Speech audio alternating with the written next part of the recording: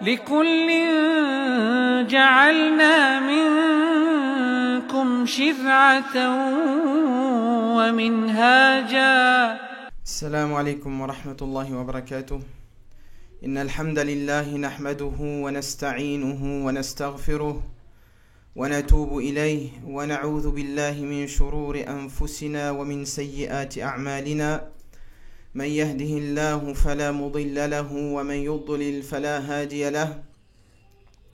وأشهد أن لا إله إلا الله وحده لا شريك له وأشهد أن محمدا عبد الله ورسوله صلوات الله وسلامه عليه وعلى آله وصحبه أجمعين. أما بعد، رب اشرح لي صدري ويسر لي أمري واحلل عقدة من لساني يفقه قولي. اللهم علمنا ما ينفعنا وانفعنا وارفعنا بما علمتنا وزدنا علما وعملا وإخلاصا يا رب العالمين. On remercie Allah subhanahu wa ta'ala, comme c'est dans notre habitude, de nous avoir réunis en ce jour béni afin de s'enseigner le livre d'Allah subhanahu wa ta'ala, afin de s'enseigner la foi en Allah subhanahu wa ta'ala, afin de s'enseigner at-tawhid, l'unicité d'Allah subhanahu wa ta'ala, et afin de mettre en garde vers le chemin et les chemins de l'égarement, vers les chemins qui mènent à la colère d'Allah subhanahu wa ta'ala, et on demande à Allah subhanahu wa ta'ala de nous préserver de tout cela.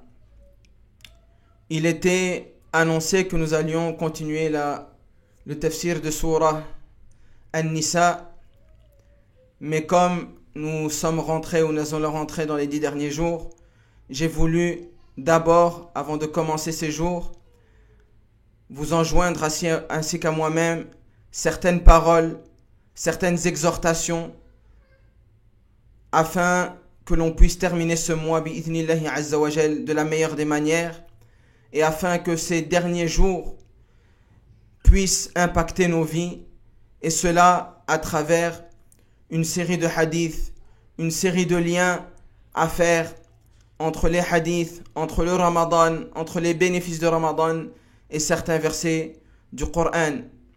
Ainsi, aujourd'hui, on parlera plus de la raison pour laquelle le Ramadan est connu pour l'adoration, que ce soit dans les prières, que ce soit dans la lecture du Coran. Pourquoi ce mois-là a une telle importance vis-à-vis de ces adorations-là. Et pour cela, on va faire beaucoup de liens, et je vous demanderai d'être attentif avec moi, de me prêter vos cœurs avant vos oreilles, parce que wallahi, ce que nous allons dire, ce que nous allons découvrir aujourd'hui, incha'Allah azza wa jal, ce sont des mines d'or qui permettront bi'idhnillahi azza wa jal à celui qui médite et celui qui a un cœur de revenir à Allah azza wa jal, d'essayer de changer ses manquements dans sa vie et de se repentir à son créateur tabaraka wa ta'ala. Ainsi je demanderai à ceux qui écoutent et ceux qui écouteront après de partager ces petites exhortations, de partager ces petits bénéfices que nous allons vivre ensemble incha'Allah azza wa jal, afin de faire profiter en cela la majorité des gens qui sont autour de vous, pour que incha'Allah azza wa jal ils aient des clés, des exhortations qui leur permettront de revenir vers leur Seigneur tabaraka wa ta'ala, repentants, sincères et humbles devant leur Créateur bi'idhnillahi al-karim. Donc aujourd'hui nous allons commencer par citer certains bienfaits, certains bénéfices et surtout des raisons pour lesquelles le Ramadan a une telle valeur et donne une telle valeur à la prière et au Coran particulièrement, à la lecture du Coran qui est la parole d'Allah subhanahu wa ta'ala. Le prophète sallallahu alayhi wa sallam nous dit dans le hadith: Inna li rabbikum fi ayyami dahrikum nafahatun. Certes, votre Seigneur, il a durant l'année, durant les jours de l'année, certains moments où il déploie sa miséricorde, où il touche ses créatures de par sa miséricorde. Donc on apprend de ce hadith-là qu'il y a certains moments dans l'année qu'Allah Azza wa Jal choisit afin de transmettre, de déployer et de toucher de par sa miséricorde certains de ses serviteurs. Et on verra que le Ramadan fait partie de ces moments où la miséricorde d'Allah Azza wa Jal est déversée sur terre. Et donc, celui qui veut trouver la miséricorde d'Allah, la félicité ici-bas comme dans l'au-delà, il doit faire attention à ces moments où la miséricorde d'Allah subhanahu wa ta'ala est déversée afin d'être touché par celle-ci et de réussir ici-bas comme dans l'au-delà. Le prophète sallallahu alayhi wa sallam nous dit à la suite du hadith, fata'arradu laha. Donc essayez d'être touché, d'être pris de cette miséricorde-là. Essayez de chercher cette miséricorde-là pour être touché dans votre âme et pour être sauvé ici-bas avant même l'au-delà. Ensuite il dit, la'alla ahadakum an yusibahu minha nafha fala yashqa ba'daha abadan. Et il se peut que l'un d'entre vous soit touché par une de ces miséricordes-là qu'Allah déverse durant certains temps de l'année. Fala yashqa ba'daha abadan. Et quand il est touché, s'il est touché par cette miséricorde, il ne sera jamais malheureux, ni ici-bas et surtout dans l'au-delà. C'est une annonce que cette personne-là, si elle est touchée par la miséricorde d'Allah subhanahu wa ta'ala, elle a comme destination le paradis. Donc il faut méditer sur ce hadith-là. On apprend que Allah Azza wa Jal, il a certains moments durant l'année où il déverse sa miséricorde sur terre. Et sa miséricorde n'attend que d'être touchée. Mais elle n'est touchée que par ceux qui s'efforcent à chercher cette miséricorde, par leurs actions, par leur sincérité, par leur soumission à Allah subhanahu wa ta'ala. Et si Allah Azza wa Jal vient à te toucher durant ces moments, fala yashqa ba'daha abadan. Cette personne-là qui sera touchée par la miséricorde d'Allah Azza wa Jal, elle ne sera plus jamais malheureuse, ni ici-bas, ni dans l'au-delà. Tayyib. Et fait partie, comme on l'a dit, de ces moments où la miséricorde est déversée, le mois de Ramadan. Et on a comme preuve pour cela le hadith qui nous est rapporté, où Jibril alayhi salam, il est venu chez le prophète sallallahu alayhi wa sallam. Il lui dit, moi, ô Mohammed, inni da'in, je vais invoquer fa'ammin. Et toi, tu dois dire amin. Et on sait de manière sûre que la dua des anges, c'est une dua qui est mustajaba, qui est exaucée. Et ce qui est voulu ici dans le hadith, il dit au prophète sallallahu alayhi wa sallam, raghima anfu mri'in dakhala alayhi ramadan thumma insalakh wa lam yughfar lahu. Subhanallah. Que périsse l'homme qui a atteint le mois de Ramadan jusqu'à sa fin et qui n'a pas été pardonné durant ce mois-là.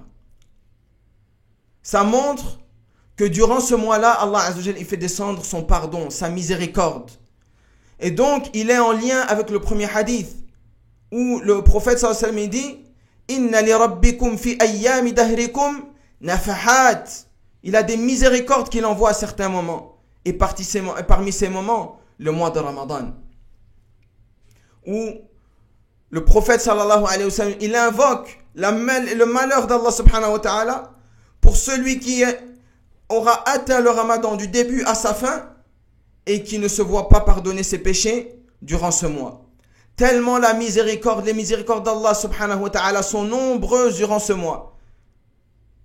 Il est impossible que celui qui s'est efforcé à chercher ces miséricordes, il a travaillé à chercher la miséricorde d'Allah subhanahu wa ta'ala, qu'il sort de ce mois sans être pardonné. Donc on comprend que le mois de Ramadan, c'est pas un mois comme les autres. C'est un mois de compétition pour les croyants. C'est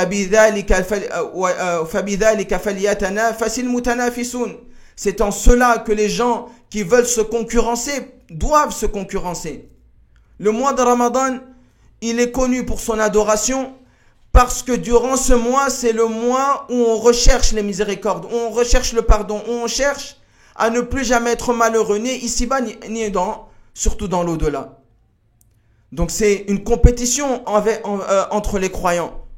Qui d'entre nous va attraper ces miséricordes qui sont déployées de la part de leur Seigneur Tabaraka wa Ta'ala? Et c'est une des raisons pour lesquelles le prophète sallallahu alayhi wa sallam, il adorait plus Allah durant le mois de Ramadan. Et les compagnons, ils adoraient plus Allah durant le mois de Ramadan. Et les pieux qui essayent de satisfaire Allah, de chercher son amour, sa satisfaction, ils s'adonnent plus encore à l'adoration durant le mois de Ramadan. Parce que durant ce mois, il y a des miséricordes qui sont distribuées, qui n'attendent qu'à être cueillies pour ceux qui s'adonnent à des efforts, qui s'adonnent sincèrement à l'adoration d'Allah subhanahu wa ta'ala. Également, le prophète sallallahu alayhi wa sallam nous dit dans un hadith, Inna lillahi u'taqa. Certes, Allah, il a, durant ce mois de Ramadan, des gens qu'il sauve de l'enfer. Wa hada fi kulli yawmin wa layla min Ramadan. Et cela durant tous les jours et toutes les nuits du mois de Ramadan. Ça veut dire durant toutes les journées du mois de Ramadan, Allah subhanahu wa ta'ala, il s'attribue des gens qui sauvent de l'enfer. Et quand on dit qu'il s'attribue à lui des gens, ça veut dire qu'il les choisit. Il s'est attribué à lui, il s'est choisi pour lui des gens qu'il voit en eux le mérite d'être sauvés de l'enfer. De par leur action intense, de par leur effort, leur fatigue, de par leur grande sincérité envers Allah subhanahu wa ta'ala.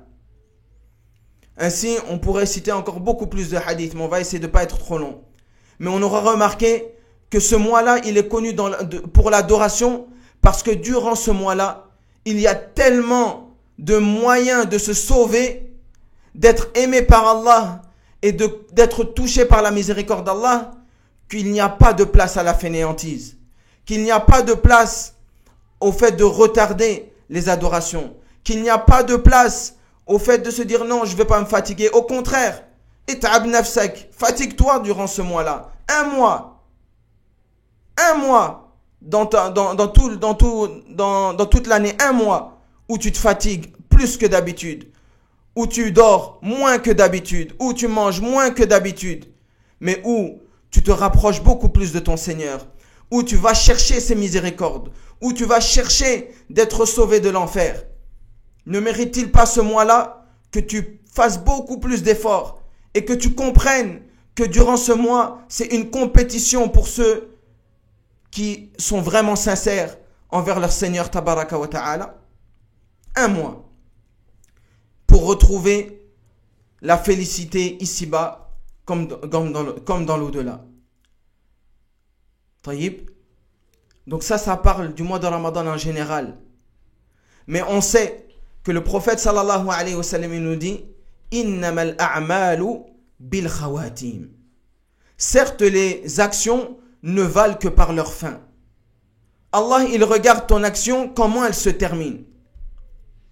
Donc il faut encore plus, alors que le mois de Ramadan est un mois d'adoration, de lecture du Coran, de prière, mais les 10 dernières nuits, les 10 derniers jours, ils doivent être encore plus intenses, encore plus sincères, encore plus fatigants que les autres jours. Parce que c'est comme ça qu'Allah subhanahu wa ta'ala, il récompense par des hauts degrés. Comme il est venu dans le hadith, Innamal a'mal bil khawatim. Les actions ne valent que par leur fin. Et c'est pour cela qu'on va voir que le prophète sallallahu alayhi wa sallam, non seulement durant le début et le milieu du mois de Ramadan, il adorait beaucoup Allah, mais quand venaient ces 10 dernières nuits, cette dernière ligne droite, ces derniers moments où on a la chance qu'Allah subhanahu wa ta'ala nous laisse en vie pour cueillir sa miséricorde, pour cueillir le fait d'être sauvé de l'enfer, là, il n'y a plus la place au fait de se reposer. Il n'y a plus la place au fait de jouer. Il n'y a plus la place au fait de rigoler. À ce moment-là, c'est un sibaq, c'est une course vers la miséricorde d'Allah subhanahu wa ta'ala, une course vers le pardon d'Allah subhanahu wa ta'ala, une course vers la félicité ici-bas comme dans l'au-delà. C'est pour cela que Aïcha radiallahu anha, elle nous dit كان رسول الله صلى الله عليه وسلم يجتهد في العشر الأواخر ما لا يجتهد في غيره. Certes, le prophète sallallahu alayhi wa sallam, il faisait beaucoup plus d'efforts durant les 10 dernières nuits et il ne faisait pas autant d'efforts durant les autres nuits que ces 10 dernières nuits. Parce qu'à ce moment-là, le Ramadan est sur le point de nous quitter et on ne sait pas si Allah subhanahu wa ta'ala nous a écrit un deuxième Ramadan qui viendra l'année prochaine ou un troisième Ramadan, on ne sait pas. Donc les derniers moments, c'est les moments de la récolte de la miséricorde, la récolte de la félicité. Celui qui veut réussir, فَمَنْ زُحْزِحَ عَنِ النَّارِ وَأُدْخِلَ الْجَنَّةَ فَقَدْ فَازَ. Celui qui sera écarté de l'enfer et qu'on fera entrer au paradis, c'est lui qui aura réussi. Et là, vous avez des nafahat, des miséricordes qui se déversent sur vous de la part de votre Seigneur, un Seigneur Karim qui est généreux.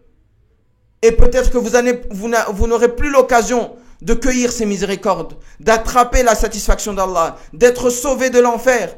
Alors ces 10 dernières nuits, ces 10 derniers jours, c'est des jours dans lesquels on rigole plus. C'est des jours dans lesquels on s'adonne à l'adoration d'Allah subhanahu wa ta'ala. On se fatigue. Comme le sha'ir, le poète, dit « Fat'ab li yawmi ma'adika al-adna, tajid rahatahu yawm al-ma'adi al-thani » Efforce-toi de te fatiguer ici-bas. Et c'est dans l'au-delà que tu retrouveras ton repos si tu l'as fait. Si tu t'es fatigué ici-bas. Donc Aïcha nous dit, même le prophète, alayhi salatu wassalam, il cherchait les nafahat, les miséricordes d'Allah. Il cherchait al-itq min an-nar. Il cherchait l'affranchissement de l'enfer. Maghfirat al-dhunub, le pardon des péchés. Le prophète, alayhi salatu wassalam, à qui tous les péchés sont pardonnés, qui sait qu'il rentrera au paradis. Et malgré cela, il était en premier dans la course vers la miséricorde d'Allah subhanahu wa ta'ala. Alors que dire de nous qui avons des tonnes de péchés, des montagnes de péchés, des montagnes de désobéissance envers Allah subhanahu wa ta'ala et envers les gens? N'est-ce pas le moment d'essayer de se fatiguer le plus possible, de montrer à Allah subhanahu wa ta'ala qu'on cherche, qu'on l'aime, qu'on essaie de chercher sa satisfaction? Alors que lui-même, il envoie les miséricordes et il nous prévient. Aïcha radiallahu anha, elle nous dit également كان النبي صلى الله عليه وسلم إذا دخل العشر شد مئزره. Aïcha nous dit radiallahu anha, toujours concernant la fin, qui est le plus important dans les actes, quand venaient les 10 dernières nuits, le prophète sallallahu alayhi wa sallam, il serrait son pagne. Shadda mi'zarahu. Oh, mi'zarahu, afwan. Il serrait son pagne. Et cela a deux sens. Le premier sens, c'est qu'il serrait son pagne, c'est-à-dire qu'il s'adonnait énormément dans l'adoration à Allah subhanahu wa ta'ala, dans les prières de nuit, dans la lecture du Coran, dans la méditation sur les versets d'Allah subhanahu wa ta'ala, dans le fait de faire des du'as à Allah azza wa jal, etc., etc. Et deuxièmement, c'est qu'il n'avait plus de rapport durant ces 10 dernières nuits avec ses femmes. C'est-à-dire tellement qu'il s'adonnait au fait de rechercher la miséricorde à travers des actions de bien, il n'avait plus le temps de s'adonner à des choses qui rappellent les plaisirs de ce monde. Shadda mi'zarahu wa ahya laylahu. Et également, il veillait toute sa nuit dans l'adoration à Allah azza wa jal. Que ce soit dans les prières de nuit ou dans la lecture du Coran, toute sa nuit était dans l'adoration ou dans l'invocation à Allah subhanahu wa ta'ala. Taïb. Et ici, la sunna du prophète sallallahu alayhi wa sallam est le meilleur degré du fait de veiller la nuit, c'est de veiller toute la nuit durant ces 10 dernières nuits. Mais il se peut que la personne travaille, que la personne est faible, malade ou bien sente une faiblesse dans son corps. Alors il y a des degrés moindres qu'il ne faut pas négliger. Le deuxième degré en dessous de cela, c'est de veiller le début de la nuit, se reposer et ensuite veiller le dernier tiers de la nuit. Ça c'est le deuxième degré. Le troisième degré, si on n'arrive toujours pas à faire cela, c'est seulement veiller le dernier tiers de la nuit. Se lever durant le dernier tiers de la nuit, où Allah subhanahu wa ta'ala descend encore vers le dernier ciel de ce monde, et il demande « Hal mustaghfirin, hal min mustaghfirin fa'aghfira lahu » Est-ce qu'il y a quelqu'un qui est là pour me demander pardon, afin que je lui pardonne? Encore là, le dernier tiers de la nuit, c'est encore un moment en plus où Allah subhanahu wa ta'ala il fait descendre ses miséricordes parmi les moments de la journée. Et le dernier niveau et la dernière manière de veiller la nuit, c'est juste de veiller le début de la nuit, c'est-à-dire juste après l'Isha. Donc le prophète sallallahu alayhi wa sallam, lui, qu'est-ce qu'il faisait? Ahya laylahu. Il veillait toute sa nuit dans l'adoration à Allah subhanahu wa ta'ala. Qira'atan lil Qur'an, en lisant le Qur'an. Da'iyan, invoquant son Seigneur.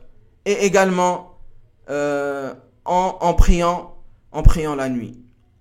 Et également, Aïcha radiallahu anha, elle finit en disant wa ayqadha ahlahu. Et également, il réveillait durant une partie de la nuit sa famille afin qu'elle prie et qu'elle adore Allah subhanahu wa ta'ala avec lui. Donc ça, c'est des actions qu'il incombe aux musulmans de s'efforcer à faire durant ces 10 derniers jours. Et on va remarquer une chose très importante pour la suite de ce que nous allons expliquer, qui est d'une importance capitale. Quand on voit les actes du prophète sallallahu alayhi wa sallam, et avant d'avancer dans cela, également on faisait partie de la sunna du prophète sallallahu alayhi wa sallam de faire al-i'tikaf, de rester à la mosquée durant les 10 dernières nuits et de ne pas y sortir. De rester dans la mosquée durant les 10 dernières nuits et ne pas y sortir. Sauf en cas de besoin pour se laver ou bien pour faire le rose, s'il n'a pas le choix et qu'il ne sait pas le faire dans la mosquée. Tayyib. Également, Aïcha radiallahu anha, elle nous dit كان رسول الله صلى الله عليه وسلم أجود الناس وكان أجود ما يكون في رمضان. Le prophète sallallahu alayhi wa sallam, c'était le plus généreux des gens. Et il était encore plus généreux dans le fait de donner de ses biens durant le mois de Ramadan. Ici, on va parler du lien de toutes ces adorations, avec qui elle est en lien, avec quelle personne elle est en lien. Et les liens que nous allons citer ici, ils sont d'une importance capitale afin de méditer tout ce que nous allons voir dans ce qui suit bi'idhnillahi al-karim. Le premier lien, c'est que le prophète sallallahu alayhi wa sallam, durant les 10 dernières nuits, il s'adonnait plus à l'adoration. Et parmi les adorations qu'il accentuait, c'était les prières et la lecture du Coran. Les prières et la lecture du Coran. Retenez que ces deux adorations, ils sont liés à Allah subhanahu wa ta'ala. La lecture du Coran et la lecture du Coran et la prière, c'est des actions qui sont liées à Allah azza wa jal. Également, al-i'tikaf, le fait qu'il restait à la mosquée. Ça, c'est la deuxième action que nous allons citer. C'est une action qui est liée aux anges d'Allah azza wa jal. Al-i'tikaf, c'est une action qui est liée aux anges. On va expliquer ce que nous voulons dire par cela. Ça ne veut pas dire qu'il faisait ça pour les anges. Non, elle est liée, cette action, elle est liée aux anges. Et on expliquera cela, Inch'Allah azza wa jal. Donc restez bien sûr avec nous. Et la troisième, c'est que durant l'i'tikaf, et le fait qu'il donnait beaucoup plus, il était beaucoup plus généreux, c'est un lien, ou bien c'est lié au fait de rester en compagnie des personnes de piété. Et c'est de ces trois liens que nous allons parler ici, parce qu'ils sont d'une importance capitale. Durant les derniers jours que nous allons passer, mais également durant toute notre vie. Écoutez bien, durant toute notre vie, ces liens envers Allah, envers les anges et envers les personnes de piété, ils sont d'une importance capitale pour celui qui ne veut pas rentrer en enfer, pour celui qui désire le paradis, pour celui qui désire la félicité, faites attention à ces trois liens. Et on va expliquer, bi'idhnillahi al-karim, ces trois liens, pourquoi ils sont d'une importance capitale. Et on a vu qu'ils sont en lien avec les 10 dernières nuits du Ramadan, mais c'est également un lien que nous devons avoir continuellement durant toute notre vie. Et ce, jusqu'à ce que Allah Azza wa Jal nous reprenne notre âme. En faisant toujours attention à la parole du prophète sallallahu alayhi wa sallam, que les actions ne valent que par leur fin. Et également la manière dont on va terminer notre vie, elle est d'une importance capitale. D'où l'importance de maintenir ces trois liens. Envers Allah, envers ses anges et envers les personnes de piété. Maintenant nous allons, Inch'Allah Azza wa Jal, expliquer ce que nous voulons dire avec le lien d'Allah, le lien des anges et le lien des personnes de piété. Et on terminera, bi'idhnillahi Azza wa Jal, avec ces explications-là. Et ils sont bien sûr d'une importance capitale, donc réfléchissez, écoutez bien avec moi ce qui va suivre. Le maintien, la première chose, c'est maintenir notre lien avec Allah subhanahu wa ta'ala. Maintenir notre lien avec Allah subhanahu wa ta'ala. Le maintien de notre lien avec Allah, il est capital. Et il se retrouve dans deux choses que nous avons citées, dans le Ramadan, dans les 10 dernières nuits, et cela doit vivre avec nous durant toute notre vie.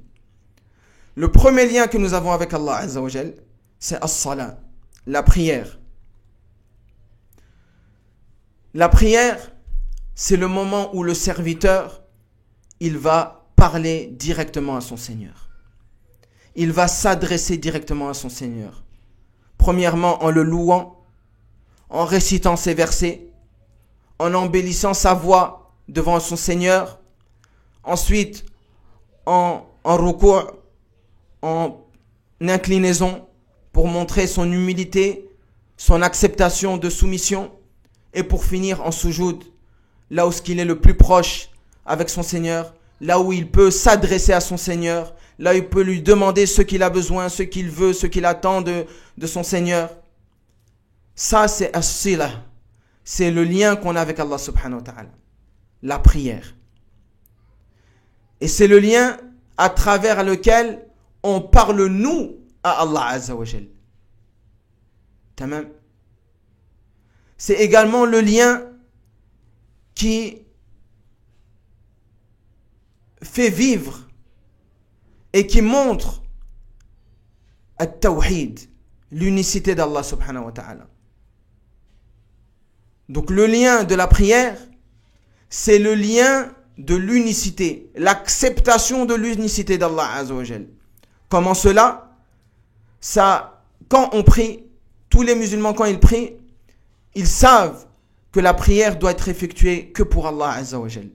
Uniquement pour lui, uniquement en recherchant son agrément, uniquement en recherchant sa satisfaction à travers cette prière-là, uniquement en cherchant le fait de converser avec Allah Azza wa Jal. Et il n'y a personne parmi les musulmans qui accepterait que durant la prière, on la fasse pour autre que le prophète sallallahu alayhi wa sallam, pour autre qu'Allah Azza wa Jal, afwan. Donc ça, c'est la mise en pratique du tawhid, de l'unicité d'Allah. Donc ça, c'est le premier lien qu'on a avec Allah Azza wa Jal. À travers la prière, c'est proclamer son unicité, proclamer que seul Allah Azza wa Jal mérite d'être adoré. Et c'est le lien à travers lequel nous, serviteurs, on a la possibilité de parler avec notre Seigneur, tabaraka wa ta'ala. Ça, c'est le premier lien. Et c'est le lien qui est revenu dans tout le mois de Ramadan. Les gens sont beaucoup plus assidus à la prière à la mosquée. Beaucoup plus assidus à la prière nocturne dans Tarawih, par exemple. Et encore plus, regardez le prophète sallallahu alayhi wa sallam. Ahya laylahu. Durant les 10 dernières nuits, il accentuait encore plus cette adoration-là. Parce que c'est son lien avec son Seigneur. C'est son moment de conversation avec son Seigneur. Et celui qui coupe ce lien, celui qui coupe le lien du tawhid, ou bien qui coupe le lien de la prière, il aura coupé son lien avec Allah. Et celui qui accepte de couper son lien avec Allah, c'est quelqu'un qui n'a pas de foi dans le cœur. C'est pour cela que celui qui accepte d'adorer autre qu'Allah Azza wa Jal, il aura coupé son lien avec Allah. Et c'est-à-dire qu'il sera devenu, s'il continue comme cela, il sera devenu mécréant de par son acte. Il aura commis une mécréance de par son acte. Mais également, celui qui accepte durant sa vie de couper son lien avec Allah à travers la prière, de couper sa conversation, son moment où il peut converser avec Allah durant la journée 5 fois par jour, il accepte sciemment de le couper, également, il aura commis un acte de mécréance. Et il pourra même être sorti de l'islam de par cet acte-là. Donc ce lien-là, il est obligatoire pour celui qui ne veut pas terminer en enfer, de le maintenir, de le préserver, de l'honorer. C'est pour ça qu'Allah Azza wa Jalla nous le dit. فَوَيْلٌ لِلْمُصَلِّينَ. Malheur à celui qui prie. الَّذِينَ هُمْ عَنْ صَلَاتِهِمْ سَاهُونَ. Malheur à ceux qui prient tout en étant négligents vis-à-vis de leur prière. Parce que s'ils sont négligents, c'est-à-dire qu'ils sont négligents envers leur lien avec Allah subhanahu wa ta'ala. Et Allah leur menace, les menaces du malheur, de l'enfer, pour ceux qui négligent, qui sont insouciants, qui prennent ça à la légère. Ce lien très important. Et on verra pourquoi il est très important dans l'au-delà. Dans les gens de l'enfer, on verra que ce lien il était énormément important ici-bas. Et sachez que ceux qui ne tiennent pas et qui ne s'accrochent pas et qui n'honorent pas et qui ne prennent pas à la légère ce lien, s'ils ne le font pas ici-bas, si les gens ne se tiennent pas à ce lien ici-bas et ne s'accrochent pas à ce lien ici-bas et ne prennent pas ce lien à la légère ici-bas, il y a une menace de l'enfer qui les attend. Donc suivez bien avec nous, parce que ce qui va suivre est effrayant et pourra faire réfléchir celui qui désire atteindre le paradis d'Allah subhanahu wa ta'ala. Également, le deuxième lien qu'on a avec Allah, c'est sa parole, le Coran. Pourquoi? Parce que c'est la manière dont Allah Azza wa Jalla a choisi afin de nous parler, nous les musulmans. Le Coran, c'est la parole d'Allah Azza wa Jalla, à travers laquelle il a choisi de parler à sa création jusqu'à la fin des temps. Ainsi, le musulman qui veut avoir un lien avec Allah Azza wa Jalla, il ne peut pas se détourner de la parole qu'Allah lui a envoyée afin de lui parler directement. Le Coran est une parole qui est dirigée à chaque musulman, à chaque cœur, à chaque esprit, à chaque âme musulmane et même les non-musulmans. Donc celui qui craint Allah, celui qui aime Allah, celui qui a espoir en Allah Azza wa Jal, il ne peut pas se détourner sciemment, prendre à la légère cette parole qui lui est dirigée de la part de son Créateur Azza wa Jal, alors que c'est son lien qu'il a avec son Créateur. Taïb. Ça, c'est le lien qu'on doit faire attention à respecter. Et c'est le lien qui est respecté et qui est répandu durant le mois de Ramadan. Et encore plus durant les dernières nuits de Ramadan et les derniers jours de Ramadan. Mais pourquoi il est si important? Pourquoi il est d'une importance capitale? Pourquoi il est un faisal? C'est ce qui va qui va mettre les gens soit au paradis, soit en enfer. D'où vient cette importance? D'où vient ce haut rang à travers ce lien qu'on a avec notre Seigneur Tabaraka wa Ta'ala? Taïb.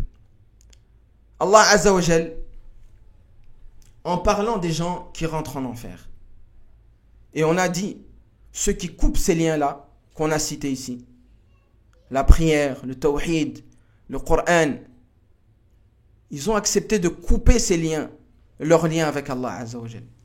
Et ceux qui acceptent de couper leurs liens avec Allah subhanahu wa ta'ala, ou bien d'être négligents vis-à-vis de ce lien-là, ou bien de prendre ce lien-là à la légère, écoutez la menace de votre Seigneur et ce qui nous est rapporté dans le Coran et qui arrivera, bila shak, sans doute. La mahala, il n'y a pas d'issue à ce que nous allons dire ici. Allah Azza wa Jal nous dit dans Surat al-Mu'minun, le verset 107 à 108.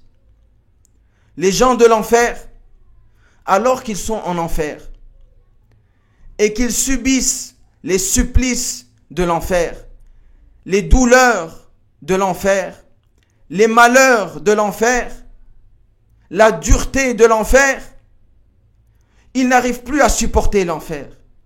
Ils n'arrivent plus à supporter le châtiment de l'enfer. Ils n'arrivent plus à supporter l'atrocité de ce châtiment.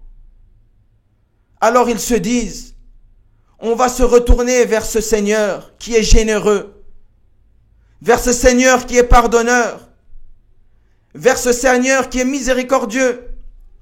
Et il se peut qu'il nous fasse sortir de l'enfer. Et il se peut qu'il ait pitié de nous. Alors ils se dirigent vers Allah. Rabbana, ils demandent à Allah Azza wa Jal, ils disent, ô notre Seigneur, Rabbana, ô notre Seigneur, akhrijana, fais-nous sortir de cet enfer, fais-nous sortir de ce supplice, fais-nous sortir de ce malheur, de cette douleur, de ce châtiment terrible, horrible. Akhrijana, fa in udana fa inna zalimun. Et si tu nous fais sortir et qu'on revient à nos méfaits, qu'on revient à notre faiblesse concernant ton lien, qu'on revient à notre manquement concernant ton lien, fa inna zalimun, on sera certes du nombre des injustes. Et là c'est le lien d'Allah, la prière, le tawhid, le Coran, la méditation du Coran, l'apprentissage de cette religion noble qu'Allah nous a fait descendre. Fa in udana ila tahawuni, si on revient au fait de prendre cela à la légère, d'être faible par rapport au lien qu'on a avec toi, par rapport à ta religion, l'apprentissage de ta religion, la transmission de ta religion, l'application de cette religion. Fa in udana, si on revient à cela, après qu'on ait été en enfer, qu'on ait vu l'enfer, qu'on ait vu la vérité, fa inna zalimun, on sera certes du nombre des injustes. Ensuite Allah subhanahu wa ta'ala, il leur dit une parole terrifiante. Nas'alullaha as-salamata wal afiyah. Il dit qala khsa'u fiha wa la tukallimun. Allahu akbar. Allah Azza wa Jalla, il leur dit qala khsa'u fiha. Il leur dit à ces gens-là qui demandent à Allah Azza wa Jalla de leur faire sortir de l'enfer, à cause de leur négligence, ils sont tombés dans l'enfer vis-à-vis de leur lien avec Allah. قَالَ اخْسَئُوا فِيهَا. Allah leur dit, restez-y, mais c'est pas fini. وَلَا تُكَلِّمُونَ. Et à partir d'aujourd'hui, ne m'adressez plus jamais la parole. La ilaha illallah. La ilaha illallah. Et à ce moment-là, le prophète sallallahu alayhi wa sallam, il dit qu'on va entendre, quand les gens de l'enfer vont entendre cette parole de leur Seigneur tabaraka wa ta'ala, à savoir que maintenant le lien du serviteur vers leur Seigneur est coupé à tout jamais. Ils ne pourront plus jamais parler, s'adresser à leur Seigneur. فَيُرْسِلُ عَلَيْهِمُ الْبُكَاءَ. On va entendre tous les gens de l'enfer, du premier au dernier, sangloter, pleurer à cause de ce qu'ils viennent d'entendre. Et ils ont récolté le fait qu'Allah Azza wa Jal a coupé ce lien dans l'au-delà. Ils l'ont récolté parce qu'ils l'ont coupé eux-mêmes ici-bas. Ils ont été négligents envers la prière. Ils ont été négligents envers le tawhid, l'unicité d'Allah Azza wa Jal. Ils ont été négligents envers le Coran, envers la méditation du Coran, envers l'apprentissage du Coran, de sa religion, envers la transmission de cette science, envers l'application de ce qu'Allah Azza wa Jal attendait d'eux. Ils ont coupé ce lien. que ce soit de manière totale, il ne faisait jamais, ou bien il prenait ça trop à la légère. Il prenait ça trop à la légère. Et Allah subhanahu wa ta'ala, à cause de ça, le jour de jugement, il va couper le lien avec ses serviteurs-là. Allah nous dit, قَالَ اخْسَئُوا فِيهَا, restez-y, vous y êtes là pour y rester, وَلَا تُكَلِّمُونَ, et ne me parlez plus jamais, ne m'adressez plus jamais la parole. Et le prophète sallallahu alayhi wa sallam, il nous dit que les gens, ils vont commencer à sangloter de pleurs. Ils vont pleurer jusqu'à ne pas en finir. Et tellement ils vont pleurer, ils n'auront plus de larmes. Et c'est du sang qui va couler de leurs yeux. À cause de ce qu'ils viennent d'entendre. Le lien envers leur créateur est coupé à tout jamais. Et là, ils n'ont plus de doute, ils voient, ils savent qu'Allah subhanahu wa ta'ala est là. Ils voient le châtiment, mais c'est trop tard. Hayhat, hayhat, c'est fini, c'est trop tard. Mais alhamdulillah, Allah azza wa jalla nous permet de rester encore en vie. Et Allah subhanahu wa ta'ala t'a permis d'écouter cela aujourd'hui. C'est une grande faveur qu'Allah azza wa jalla te fait. Alors il n'est pas trop tard pour relier le lien que tu dois avoir avec ton Seigneur.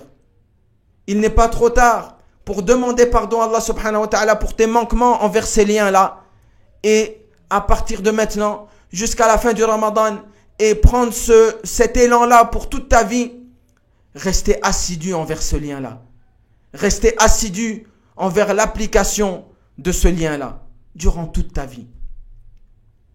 Parce que si tu ne le fais pas, ou si tu es négligent, ou si tu prends ce lien-là à la légère, regarde ce qui t'attend. Regarde ce qu'il y a comme menace qui pèse sur ton dos. Allah ne voudra même plus t'adresser la parole. Et il ne voudra même plus que tu lui parles toi. Alors ce lien, il est d'une importance capitale. Il est d'une importance capitale ici. Et on le voit à travers les actions du prophète sallallahu alayhi wa sallam qui prenait soin de ce lien. Durant toute sa vie. Mais encore plus durant le mois de Ramadan. Et encore plus durant les 10 derniers jours du mois de Ramadan. La prière, le tawhid, la lecture du Coran, la méditation sur le Coran, l'apprentissage de la religion, la transmission de ton savoir, le fait de transmettre le savoir à ta famille en premier lieu, les réveiller durant la nuit pour qu'ils prient avec toi, pour qu'ils lisent le Coran avec toi. Ça, c'est le lien qu'on doit préserver. Ça, c'est le lien qu'Allah subhanahu wa ta'ala attend de nous. Et on ne doit pas attendre le jour du jugement pour regretter. Les gens souffrent, les gens sont traumatisés dans l'enfer. Et ils se dirigent vers leur Seigneur pour qu'il leur fasse miséricorde. Mais Allah azza wa jalla leur dit, vous êtes là pour y rester. Vous avez eu le temps. Vous avez eu le temps. Vous avez eu les rappels, comme on le verra dans la suite des versets. Ensuite, le deuxième lien que nous avons cité, c'est le lien vis-à-vis des anges d'Allah azza wa jalla. Ça veut dire quoi le lien? Maintenir le lien avec les anges. C'est rechercher ce qui est venu dans notre religion. Où on cite que les anges demandent pardon à Allah pour nous si on fait cette action-là. Ça veut dire si on fait cette action-là, les anges auront notre nom qui sera cité. Ça veut dire qu'on aura toujours un lien avec les anges. Et c'est également d'une importance capitale. Parmi les liens, ou bien parmi les actions, on en citera quelques-unes pour qu'on puisse les mettre en pratique durant le mois de Ramadan également et la fin de ce qui nous reste. Il y a le fait de rester après la prière dans sa place où on a prié.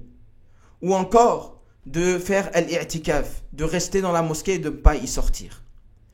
Parce que le prophète sallallahu alayhi wa sallam, il nous dit Al-malaikatu tusalli ala ahadikum ma dama fi musallah alladhi salla fi.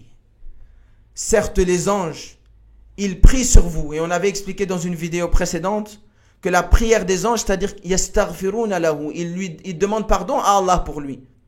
Ça veut dire votre nom est cité Et avec cette citation, la doua des anges, c'est qu'Allah vous pardonne. Donc vous avez un lien étroit avec les anges. Ils prient sur vous tant que la personne, elle reste à l'endroit où elle a prié. Et cela peut englober le fait de rester après la prière. Donc je prie, et quand la prière est finie, au lieu de partir directement, je reste assis, je fais mon dhikr.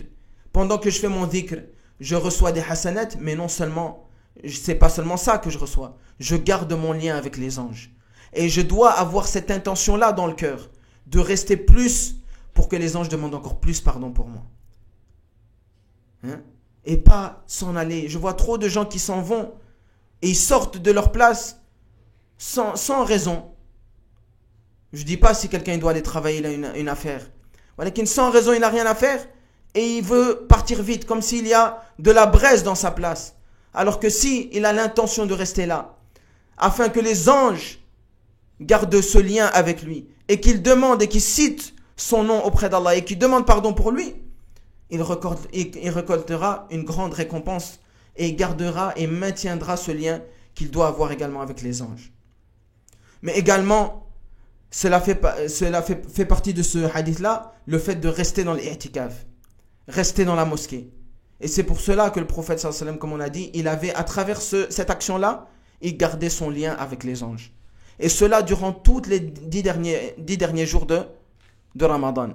Ça veut dire que celui qui fait l'i'tikaf, durant 10 jours, ou bien durant tout le temps qu'il reste dans l'i'tikaf, les anges ne cessent de demander pardon à Allah pour lui. Du matin au soir. Parce que l'i'tikaf, tu ne sors pas de la mosquée. Et tant que tu es dans la mosquée, les anges, ils demandent pardon pour toi. C'est-à-dire que si tu restes 5 jours, pendant 5 jours non-stop, les anges, ils sont en train de demander à Allah Azza wa Jal le pardon pour toi. Ça veut dire que tu gardes un lien avec ces anges-là. Tamam. Une deuxième action, c'est le fait de dormir en état de pureté. Une troisième action, c'est le fait de invoquer pour son frère fi dhahri al-ghaib, alors que tu es seul entre toi et Allah Azza wa Jal. Une quatrième action, c'est le fait de maintenir le fait de manger avant le fajr. Comme le prophète sallallahu alayhi wa sallam nous dit, Inna Allah wa malaikatahu yusalluna ala al-mutasahhirin. Certes, Allah et ses anges, ils prient sur celui qui maintient ce repas-là avant le fajr. Également, la cinquième action, c'est enseigner aux gens la religion d'Allah Azza wa Jal. Ou l'apprendre. Que ce soit enseigner la religion d'Allah ou l'apprendre, cela également est une source de lien avec les anges. Parce que le prophète sallallahu alayhi wa sallam, il nous dit que celui qui enseigne le bien ou bien celui qui l'apprend, yastaghfiruna lahu al-malaa'ika man fi samawati. Ceux qui sont dans les cieux, c'est-à-dire les anges, tous les anges, ils demandent pardon pour toi. Parce que tu enseignes la religion d'Allah. Ou bien parce que tu l'apprends. Et ça va au-delà de cela. Il dit même tous ceux qui sont sur la terre. Hatta al-hitan fi jawfil ma. Même les poissons qui sont dans les profondeurs de l'océan, ils demandent pardon pour toi. Si tu enseignes la religion d'Allah ou si tu l'apprends la religion d'Allah. Donc ça, c'est un grand moyen de garder le lien avec les anges d'Allah Azza wa Jal. La sixième action, ziyaratul marid, le fait de visiter les malades. La septième, al-infaq fi sabilillah, le fait de donner de ses biens en recherchant l'agrément d'Allah Azza wa Jal. Le huitième, al-hirsu ala as-saff al-awwal, le fait de s'efforcer à toujours être dans le premier rang. Le hadith du prophète sallallahu alayhi wa sallam nous dit, Inna Allah wa malaikatahu yusalluna ala as-saff al-awwal. Certes, Allah et ses anges prient sur le premier rang. Tamam. Et le dernier, c'est le fait d'être assidu à ce que durant la prière en commun, les rangs soient bien alignés. Celui qui s'efforce à aligner les gens qui sont autour de lui durant la prière, il fait également partie des gens qui reçoivent la miséricorde ou bien le pardon d'Allah Azzawajal, ou bien qui sont cités par Allah Azzawajal, comme il est venu dans le hadith, Inna Allah wa malaikatahu yusalluna ala alladhina yasiluna as-sufuf. Certes, Allah et ses anges prient sur ceux qui maintiennent l'ordre dans les rangs.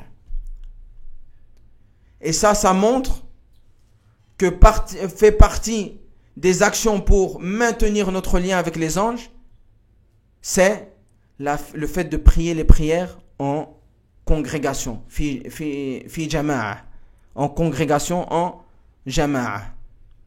Taïb. Et on voit cela dans 2 actes, ou dans 3 actes qui sont cités ici. Donc, une des grandes causes pour maintenir notre lien avec les anges, c'est de maintenir notre lien avec la mosquée. Parce qu'on a cité le premier point, c'est de rester assis après la prière en congrégation. Les anges, ils demandent pardon pour toi. Quand tu es dans Saf al-Awwal, ça veut dire que tu es encore en congrégation. Les anges demandent pardon pour toi. Quand tu maintiens l'ordre dans le Saf, les anges demandent pardon pour toi. Donc 3 des 9 actions, c'est quoi? C'est la prière en commun. Cela montre l'importance de cette prière, de fait de maintenir cette prière et de faire attention à ne pas être négligent envers cette prière en commun, de ne pas prendre cette prière en commun à la légère. Parce que c'est un lien que l'on a avec les anges. Et le lien qu'on doit avoir avec les anges, il est capital. Pourquoi? Parce qu'après, on revient aux gens de l'enfer. Parce qu'après que les gens de l'enfer, ils aient demandé à Allah Azzawajal de les faire sortir de l'enfer, et qu'Allah Azzawajal leur a dit qu'à partir de maintenant, il ne faut plus me parler, et qu'ils ne sortiront pas de l'enfer, ils ne s'arrêtent pas là. Le châtiment, il continue. Les atrocités continuent. Les douleurs, les souffrances continuent. Et ils n'arrivent toujours pas à supporter. Donc, ils vont se diriger vers les anges. Puisqu'ils n'ont plus accès à leur Créateur, ils n'ont plus accès à la porte de la miséricorde directe vers leur Créateur, ils se dirigent vers les anges. Mais ceux qui ont coupé leur lien avec les anges, ça veut dire qu'ils ont coupé leur lien vis-à-vis des actions ici-bas. Ils faisaient très peu d'actions. Ou bien ils étaient négligents envers les actions. Et fait partie des actions envers lesquelles les gens sont très négligents. C'est la prière en commun. C'est la prière en commun. Alors que le prophète sallallahu alayhi wa sallam, il nous dit, pour montrer la gravité de ne pas prier en commun, j'aurais voulu, le prophète alayhi salatu wa sallam, il dit dans le sens, j'aurais voulu ordonner à un compagnon de présider la prière en commun. Et moi, je me rends dans la ville pour voir ceux qui n'accomplissent pas la prière en commun, afin que je brûle leur maison pour les obliger à sortir et prier en commun. Ça veut dire que le prophète, alayhi salatu wa salam, il aurait voulu mettre à sa place un compagnon pour qu'il prie, et puis lui, le prophète sallallahu alayhi wa sallam, ne prie pas avec eux, mais se rend dans la ville afin de voir qui, au lieu d'être à la mosquée, il prie à la maison. Et qu'est-ce qu'il aurait voulu faire pour ces gens-là? C'est brûler leur maison, afin qu'ils sortent et qu'ils accomplissent la prière en jama'a, en congrégation. Et tout cela parce que ça a une importance. Le lien qu'on a avec les anges, c'est qu'ils voient en nous la piété, l'action, l'accomplissement des œuvres qui plaît à Allah Azzawajal. Et c'est comme ça qu'on garde le lien aussi également avec les anges. Taïb. Donc ils se dirigent maintenant vers les anges. Et ils disent وَنَادَوْ يَا مَالِكْ. Ils se dirigent vers l'ange Malik. L'ange Malik, qui est le chef des gardiens de l'enfer. Le chef des gardiens de l'enfer. Donc comme ils sont en enfer, ils se disent, on va se diriger vers le chef de cet endroit-là. Et le prophète sallallahu alayhi wa sallam, il nous dit dans le hadith, ou bien, l'imam Al-A'mash, qui est un tabi'i, il nous dit qu'ils vont rester comme cela 1000 ans. Pendant 1000 ans, ils vont dire Ya Malik, Ya Malik, Ya Malik. En souffrant, en pleurant, en subissant des atrocités. 1000 ans, ils sont en train de demander Ya Malik, Ya Malik. Et après 1000 ans, l'imam Al-A'mash, il nous dit, il va leur répondre. Qu'est-ce qu'il y a? Donc, quelle est votre demande après 1000 ans? Leur seul souhait, liyaqdi alayna rabbuk.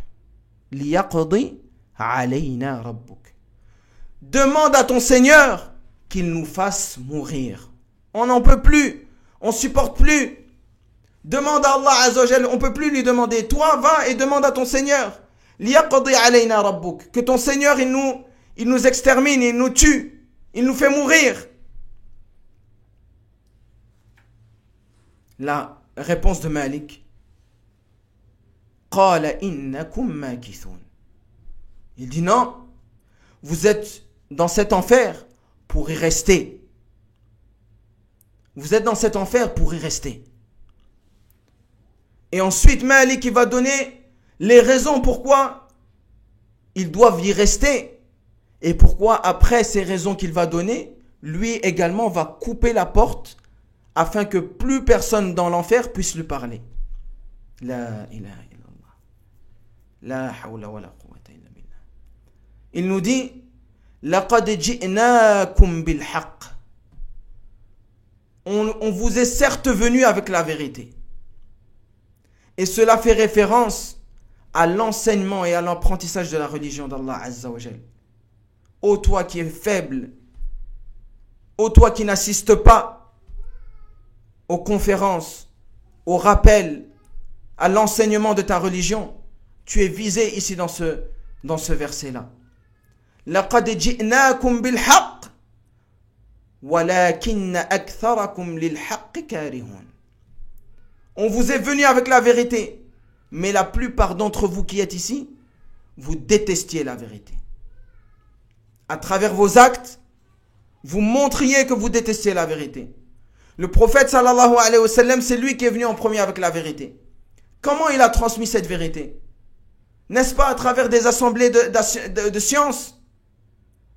Il s'asseyait et ses compagnons étaient autour de lui, il les enseignait. Quand le prophète sallallahu alayhi wa sallam est mort, les compagnons n'ont pas continué cette même pratique, s'asseoir autour de leurs élèves et ils leur enseignent la religion d'Allah Azza wa Jal. Et ensuite, après eux, sont venus leurs élèves et leurs élèves jusqu'à aujourd'hui, les savants qui enseignent la religion d'Allah subhanahu wa ta'ala, les du'at, les prêcheurs qui sont dans les mosquées, qui enseignent la religion d'Allah subhanahu wa ta'ala. Tant que bien sûr, ils essayent d'enseigner la religion selon la compréhension des compagnons. Parce qu'Allah Azza wa Jalla nous dit فَإِنْ آمَنُوا بِمِثْلِ مَا آمَنْتُمْ بِهِ نَعَمْ فَقَدْ اهْتَدَوْا. Si les gens après vous, ils s'adressent aux compagnons, ils croient de la même manière dont vous avez cru dans cette religion, alors ils seront bien guidés. Donc on ne vous dit pas non plus d'assister à n'importe qui parle dans les mosquées. Mais quand on vous transmet qu'une personne qui est attachée à la sunna du prophète sallallahu alayhi wa sallam, qui est attachée à la compréhension des compagnons de cette révélation, on sait que bi'idhnillah, il est sur le bon chemin. Et vous étiez où alors pendant qu'on enseignait cette science? Vous étiez où pendant que la vérité elle était transmise à travers des cours, à travers des exhortations? لَقَدْ جِئْنَاكُمْ بِالْحَقِّ. Allah il vous a envoyé la vérité à travers les prophètes, à travers les héritiers des prophètes. Qui sont les héritiers des prophètes? Les ulama, les savants. Également, ad-du'at, ceux qui appellent Allah Azza wa Jal. وَلَكِنَّ أَكْثَرَكُمْ لِلْحَقِّ كَارِهُونَ. Mais la plupart d'entre vous détestiez la vérité à travers vos actes. Et on ne dit pas que tout le monde va devenir des savants et tout le monde va devenir des grands étudiants en sciences. Non. Mais au moins la personne, elle assiste. Au moins la personne, elle assiste. Même si elle ne comprend pas tout. Même si elle ne veut pas devenir un grand savant, mais elle doit assister dans ces assises-là. C'est là où la vérité, elle est transmise. Et aujourd'hui, on a encore un outil en plus, les réseaux sociaux. Il y a YouTube, il y a des autres plateformes. Pourquoi tu n'as pas une part de cours? Tu vas sur YouTube, tu vas sur d'autres réseaux sociaux. Alors utilise ça dans le bien. Ne sois pas de ceux qui détestent la vérité de par leurs actions. Tamam. لقد جئناكم بالحق ولكن أكثركم للحق كارهون. Donc ça c'est la cause pour laquelle Malik leur dit vous êtes en enfer à cause du fait que vous n'avez pas suivi la vérité, que vous avez pris cette vérité, l'enseignement de la religion, l'apprentissage de la religion, vous l'avez trop pris à la légère. Vous l'avez trop pris à la légère. Vous avez rigolé sur les gens qui apprenaient la religion. Vous avez été un fardeau sur les gens qui apprennent la religion. Pourquoi tu apprends ça? Et pourquoi tu ne vas pas étudier la médecine? Et pourquoi tu ne vas pas... Naam, on peut étudier la médecine, on peut étudier d'autres choses. Walakin, laissez les gens étudier la religion d'Allah Azza wa Jal. Ça, c'est la science la plus noble. C'est de connaître ce qu'Allah, subhanahu wa ta'ala, le créateur des cieux et de la terre, il attend de toi, il attend de moi, il attend de nous tous.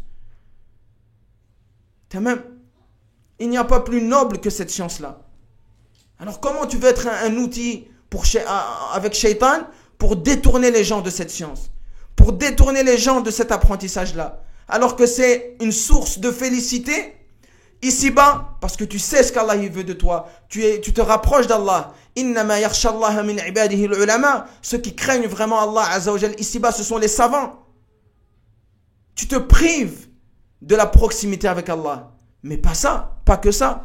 Tu te prives également de l'intercession des anges, de ton lien avec les anges, de ton lien avec Allah subhanahu wa ta'ala. Fais attention, ya akhil karim. Fais attention de ne pas tomber dans ce piège-là. Et fais attention de ne pas suivre les pas des gens qui sont autour de toi et qui font que dire non, c'est de l'exagération, non, c'est trop, non, c'est extrémiste. Non, si le prophète sallallahu alayhi wa sallam nous a enseigné quelque chose, si les compagnons l'ont compris de cette manière-là, arrêtez de dire que c'est trop. Arrêtez de dire que c'est extrémiste. Parce que ça, c'est at-tahaoun. C'est le fait de jouer avec la religion d'Allah, de prendre ça à la légère. Et on a vu que ceux qui prennent la religion d'Allah subhanahu wa ta'ala à la légère, ils ont la menace qu'Allah subhanahu wa ta'ala coupe leur lien, coupe son lien avec eux. Et que Malik ici, après cette parole-là, il va également couper son lien avec ces créatures-là. Après que Malik a cité ces paroles-là, il coupe également son lien vis-à-vis des créatures qui sont en enfer. C'est-à-dire à ce moment-là, les gens qui sont en enfer, ils n'ont plus de lien avec Allah, ils n'ont plus le lien avec Malik. C'est pas fini. Le châtiment continue, les atrocités continuent, leur tourment continue. Et ils vont se tourner vers qui? Ça, c'était le chef des gardiens de l'enfer. Alors maintenant, ils se tournent vers les gardiens de l'enfer. Puisque le chef on peut plus lui parler, puisqu'Allah on peut plus lui parler, alors il nous reste encore les gardiens de l'enfer. Voyez l'importance, subhanallah, de maintenir le lien avec Allah. Et ici le lien avec les anges. Si vous ne voulez pas faire face à des anges terrifiants, à des anges qui vous refusent, et que vous voulez plutôt faire face à des anges qui vous accueillent avec des visages resplendissants, qui vous accueillent avec des bonnes nouvelles, maintenez ce lien avec les anges. Maintenez votre lien avec les actions qu'Allah subhanahu wa ta'ala aime de vous. Et ne soyez pas faible vis-à-vis de ces actions-là. Ne prenez pas ces actions-là à la légère. Fawallahi, vous pourriez le regretter ici-bas avant même l'au-delà. Et dans l'au-delà, wallahi, ce qu'on voit ici, c'est des choses qui sont terrifiantes. Wal'iyadu billahi rabbil alamin.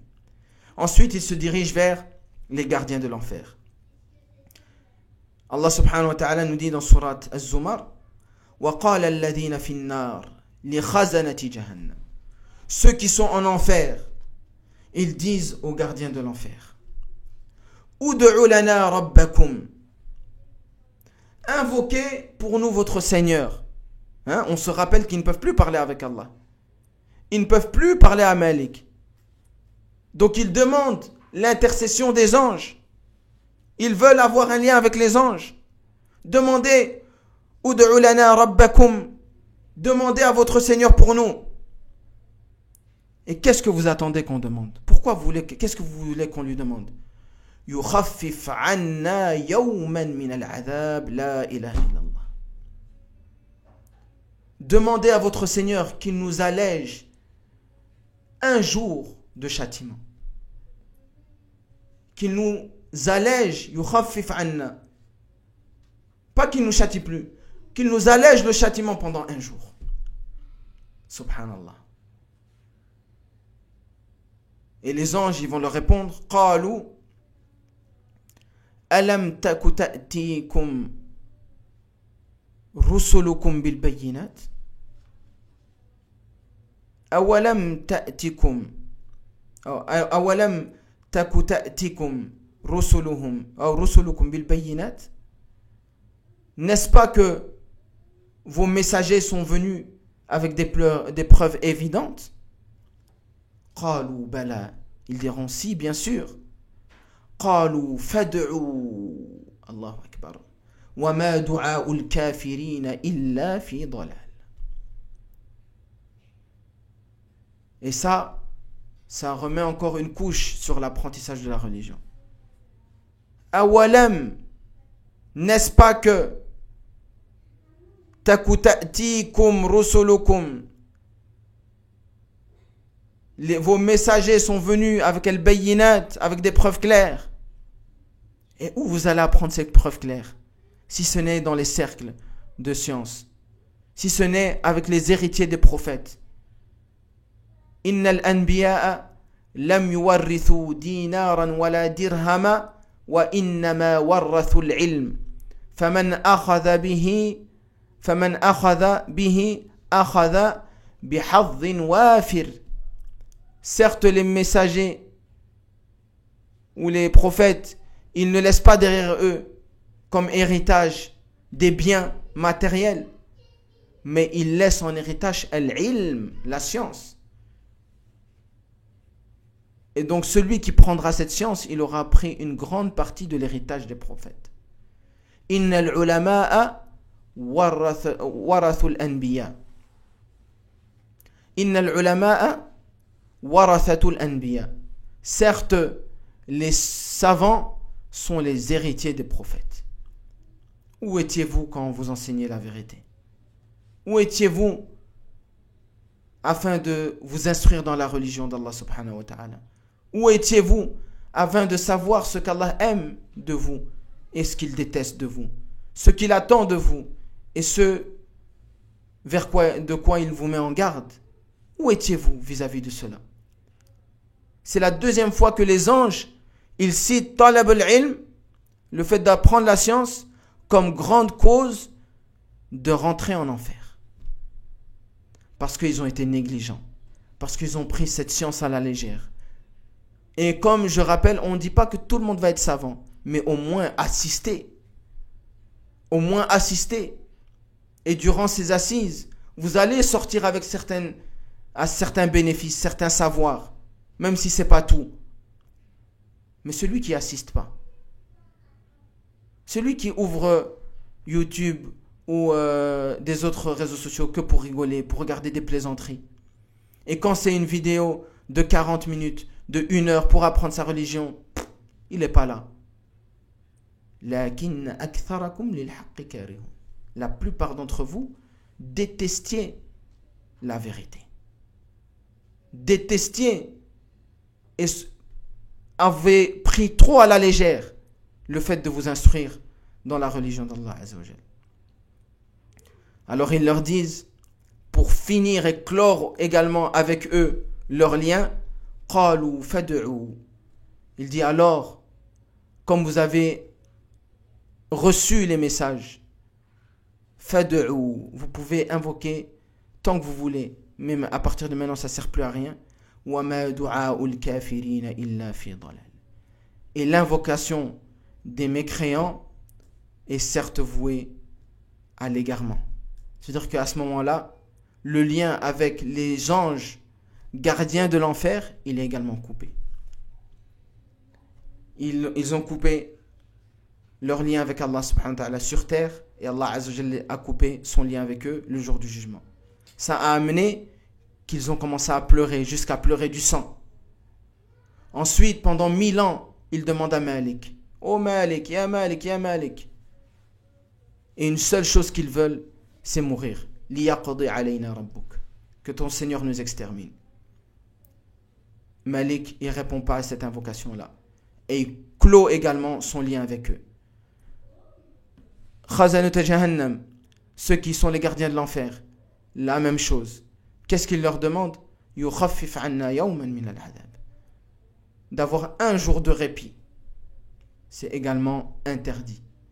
Et les anges également clôt leur lien avec ces gens-là.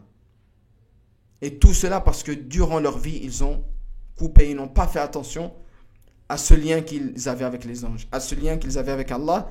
Et ce qu'ils ont récolté dans l'au-delà, c'est également le fait que leur lien avec Allah soit coupé à tout jamais et que leur lien avec les anges soit coupé à tout jamais. Al-jaza'u min jinsil amal. La récompense, elle sera en fonction de l'action qu'on accomplit ici-bas. C'est pas fini. Ils perdent pas espoir. Et pour finir, on va terminer avec ça. Ils vont se diriger vers les gens du paradis. Parce que les gens de l'enfer, non seulement ils subissent des tourments et des supplices, mais également ils voient et ils entendent les gens du paradis. Les rires, les plaisirs, les familles qui sont réunies, les gens qui se disent, des familles qui se disent, on va visiter Allah vendredi, comme il est venu dans un hadith. Les gens qui se posent la question, quand on va visiter notre Seigneur? Les gens qui se posent la question, quand on pourra visiter notre prophète? Les gens qui étaient ici-bas, je vais aller voir ma mère, je vais aller voir mon père, je vais aller voir mon enfant, dans des plaisirs éternels, tranquillité, paix du cœur, aucun supplice, que des délices éternels. Ils entendent tout cela, les gens de l'enfer, et ils les voient, les gens de l'enfer. Alors ils se dirigent vers eux. Allah Azza wa Jalla nous dit dans Surat Al-A'raf, وَنَادَى أَصْحَابُ النَّارِ أَصْحَابَ الْجَنَّةِ. Les gens de l'enfer appellent les gens du paradis. Quelle est leur demande? أَنْ أَفِيضُوا عَلَيْنَا مِنَ الْمَاءِ أَوْ مِمَّا رَزَقَكُمُ اللَّهُ. S'il vous plaît, ô gens du paradis, envoyez-nous un peu d'eau que vous avez, ou quoi que ce soit qu'Allah il vous a donné comme bienfait. Subhanallah. Ils veulent juste un plaisir. Juste goûter à un seul des plaisirs que les gens du paradis ont. Même s'ils doivent continuer à être châtiés, mais au moins qu'ils goûtent un plaisir, qu'ils goûtent une joie de ce qu'ils goûtent.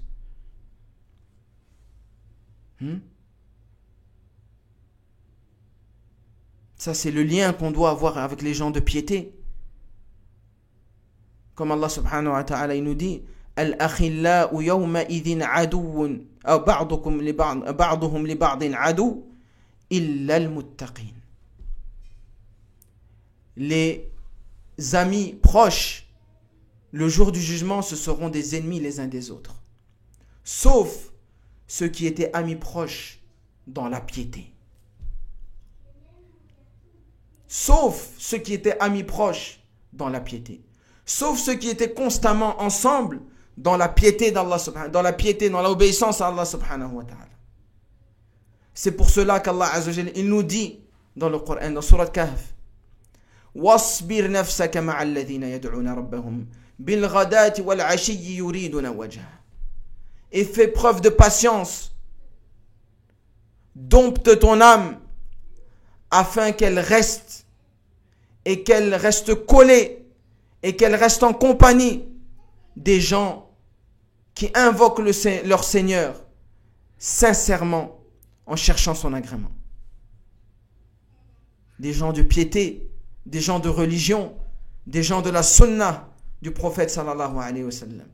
Pas les gens de l'innovation, pas les gens des passions, pas les gens des péchés. Non. Les personnes qui sont tellement sincères que cela transpire à travers leur comportement, à travers leur science, à travers leur acceptation des remarques des autres. Quand il fait une faute, il revient sur sa faute. S'il voit que le chemin des compagnons est dans un côté et que lui est de l'autre côté, il revient directement vers ce chemin. Isbir nafsak ma'ahum. Fais preuve de patience. Dompte ton âme afin qu'il reste avec ces gens-là. Pour que le jour du jugement, ce lien que tu as gardé, que tu t'es forcé à garder, que tu as maintenu ton âme sur ce chemin-là, il ne soit pas coupé. Et si tu l'as coupé ici-bas, tu seras de ceux qui vont dire وَنَادَ أَصْحَابَ النَّارِ أَصْحَابَ الْجَنَّةِ وَنَادَ أَصْحَابُ النَّارِ أَصْحَابَ الْجَنَّةِ. Les gens de l'enfer, ils vont appeler les gens du paradis. أَنْ أَفِيضُوا عَلَيْنَا مِنَ الْمَاءِ أَوْ مِمَّا رَزَقَكُمُ اللَّهُ.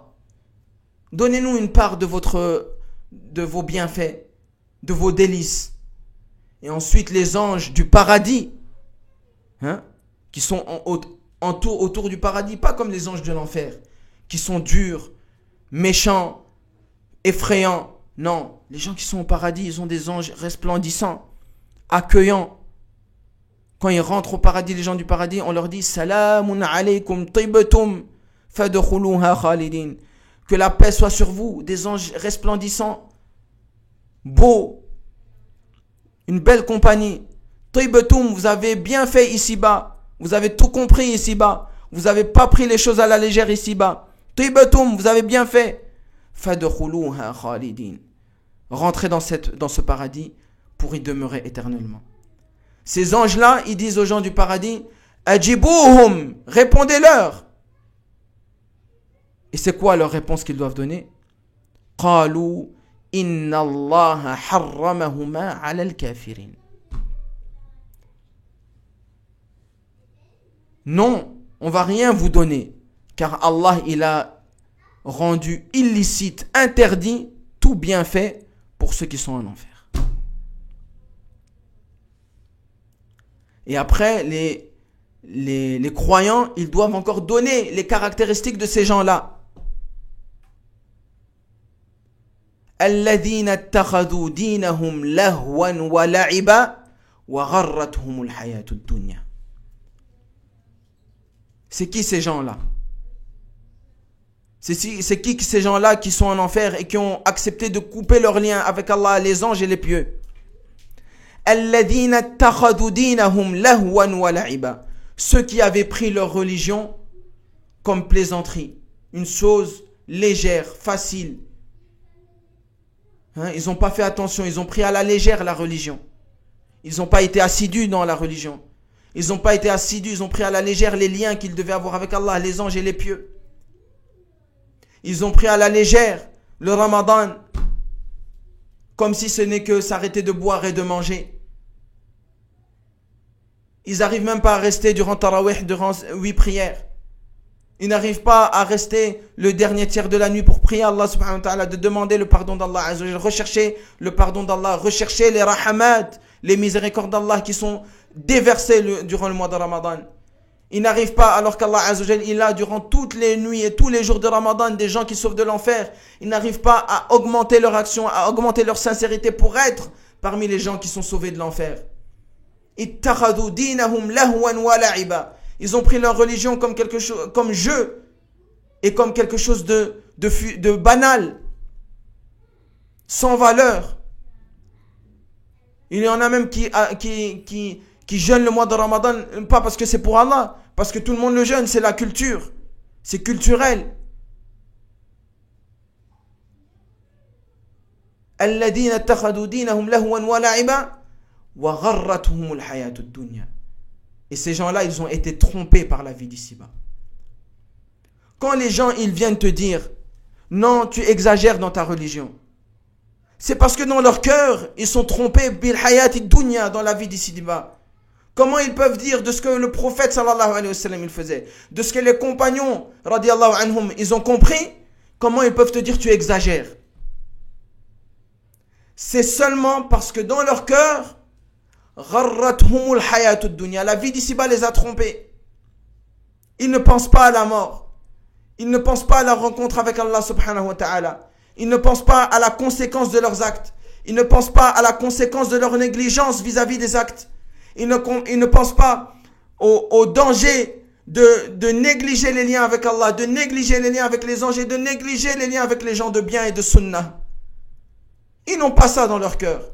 Ils ont été trompés par la vie d'ici-bas. Alors que ceux qui sont pieux, ceux qui essayent de maintenir le lien avec Allah, en étant sérieux dans le maintien de ce lien, ils veulent maintenir le lien avec les anges, en étant sérieux et assidus à maintenir ce lien. Ils veulent maintenir le lien avec les gens de bien, de sunnah, de piété, en étant sincères et sérieux, en essayant de tenir ce lien. Ceux-là, ils ne sont pas trompés par la vie d'ici-bas. Ils savent que demain, après-demain, dans 1 heure, dans 2 heures, on peut partir. Ils préparent al-rahil, ils préparent leur voyage. وَتَزَوَّدُوا فَإِنَّ خَيْرَ الزَّادِ التَّقْوَى. Et faites preuve et prenez vos provisions. Parce que la meilleure des provisions que vous pouvez faire, c'est la taqwa, c'est vos actions pieuses. C'est le fait que vous êtes délaissé le mauvais. Vous vous rapprochez d'Allah. Vous maintenez vos liens avec Allah, avec les anges et avec les gens de piété. Si vous ne faites pas cela, si vous prenez ça à la légère, si vous trouvez que des choses de la religion d'Allah subhanahu wa ta'ala sont extrêmes, wallahi al-azim, vous avez un problème dans votre cœur. Et la vie d'ici-bas est en train de vous tromper. Et les caractéristiques des gens qui sont en train de demander aux gens du paradis,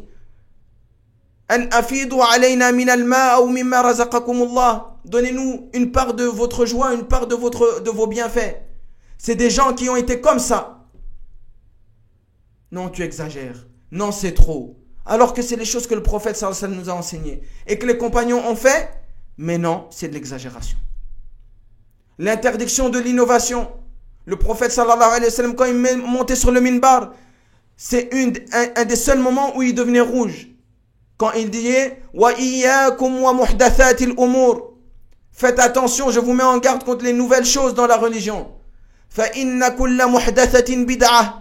Et toute innovation dans la religion, c'est une bid'ah. Wa kulla bid'atin dalalah. Et toute innovation est un égarement. Wa kulla dalalatin finnar. Et tout égarement est voué en enfer. Le compagnon qui nous rapporte ce hadith-là, il nous dit quand le prophète sallallahu alayhi wa sallam il citait ça, il devenait rouge de colère pour attirer notre attention.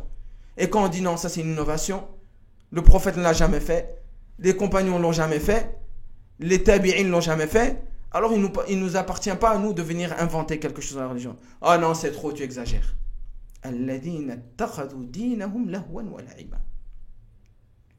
Ils ont pris cela à la légère. Ils ont pris les choses que le prophète sallallahu alayhi wa sallam a trouvées graves, eux ils le prennent à la légère. La ilaha illallah. Et à la fin il dit فَالْيَوْمَ نَنْسَاكُمْ كَمَا نَسُوا لِقَاءَ يَوْمِكُمْ هَذَا. أو فَالْيَوْمَ نَنْسَاكُمْ كَمَا نَنْسَاهُمْ كَمَا نَسُوا لِقَاءَ يَوْمِهِمْ هَذَا.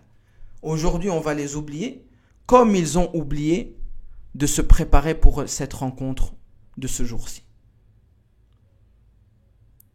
Voilà la fin de ce que nous avons voulu vous transmettre.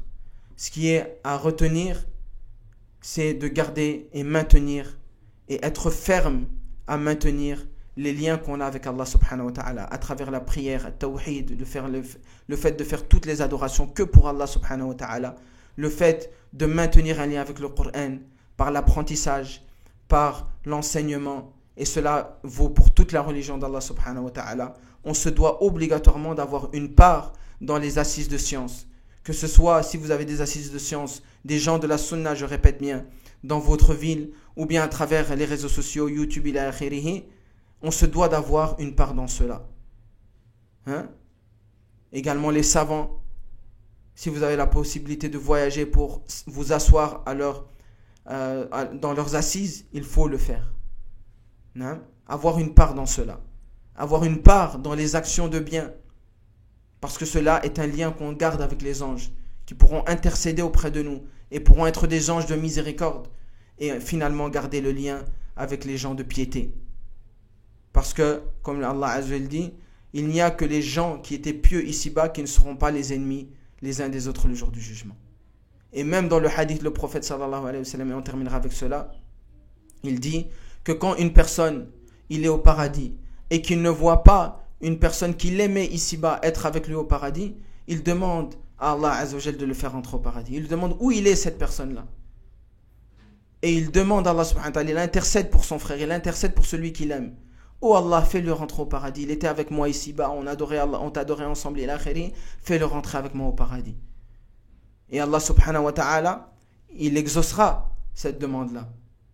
Inch'Allah Azza wa Jal. Soit que la personne, elle n'est pas encore passée par l'enfer, alors alhamdulillah, elle sera sauvée avant même qu'elle aille en enfer, alors qu'elle était destinée en enfer. Hein? Regardez la baraka d'avoir des personnes pieuses dans vos alentours. Ou bien elle sera déjà en enfer et Allah subhanahu wa ta'ala viendra pour le retirer de l'enfer. Taïb. Donc le maintien également avec les gens de piété, comme cela est venu dans plusieurs textes, que ce soit du Coran et de la Sunna.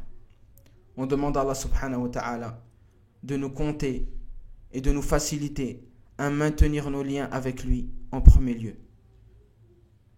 Non seulement durant ces 10 derniers jours, par la prière, la lecture du Coran, l'invocation, comme Aïcha radiallahu anha, elle dit, si je dois atteindre Laylatul Qadr, qu'est-ce que je dois dire? Le prophète sallallahu alayhi wa sallam lui dit, Quli Allahumma innaka afuwun tuhibbul afwa fa'fu anni. Cette dua-là, Allahumma innaka afuwun tuhibbul afwa fa'fu anni. Oh Allah, tu aimes certes le pardon. Allahumma innaka afuwun. Allah, tu es certes celui qui pardonne. Tuhibbul afwa, tu aimes le pardon, alors pardonne-moi. Taïb. Et on sait que Laylatul Qadr, cela est certainement dans les 10 dernières nuits du Ramadan. Également, une attention particulière pour ceux qui voudraient adorer Allah Azza wa Jal plus et faire plus de veillées nocturnes et faire plus de lecture du Coran durant seulement les nuits impaires. Non, faites durant les 10 dernières nuits. Parce que certains savants ils disent que c'est dans les nuits impaires, mais d'autres savants ils disent que c'est dans les 10 dernières nuits. Sans que ce soit être dans les nuits impaires. Et que Allah subhanahu wa ta'ala, il fait voyager Laylatul Qadr d'année en année dans des jours différents. Donc ne vous privez pas de ces 10 dernières nuits. Ce sont que 10 jours dans lesquels vous allez adorer Allah subhanahu wa ta'ala plus comme le prophète sallallahu alayhi wa sallam le faisait, dans l'adoration, la prière nocturne, la veillée nocturne, la lecture du Coran, la méditation sur le Coran, l'invocation d'Allah subhanahu wa ta'ala, et cela pendant 10 derniers jours. Mais après le Ramadan, n'oubliez pas les liens que si vous ne les gardez pas ici-bas, vous allez les perdre également dans l'au-delà. Les liens avec Allah, les liens avec les anges et les liens avec les gens de piété. هذا والله أعلم وصلى الله وسلم على نبينا محمد وعلى آله وصحبه أجمعين وآخر دعوانا أن الحمد لله رب العالمين. Et je répète, n'hésitez pas à partager cela parce que ça peut avoir un impact sur votre personne ou bien sur des personnes que vous aimez peut-être qui sont loin d'Allah subhanahu wa ta'ala. On ne sait jamais, Allah, il se peut qu'Allah fasse de cela un bénéfice. Et comme je vous dis, je n'ai pas l'habitude de demander qu'on transmette pas, ça c'est entre les mains d'Allah subhanahu wa ta'ala. Mais là, vraiment, comme c'est une science qui moi-même m'a touché, que je connais des personnes même qui ont été touchées par cela, qui ont été changées par cet apprentissage et cette science qu'on a pu transmettre, il se peut, wallahu alam, que des gens de votre entourage et vous-même soyez touchés par cela et que vous ayez appris des choses aujourd'hui que vous ne connaissiez pas, et cela est un bienfait qu'Allah Azza wa Jalla vous octroie, nous octroie nous tous, afin de savoir cela pour pouvoir mourir en ayant des liens intacts envers ces personnes-là. Wallahu a'lam wa sallallahu wa sallam ala nabiyyina Muhammad wa ala alihi wa sahbihi wa sallam wa jazakumullahu khayra.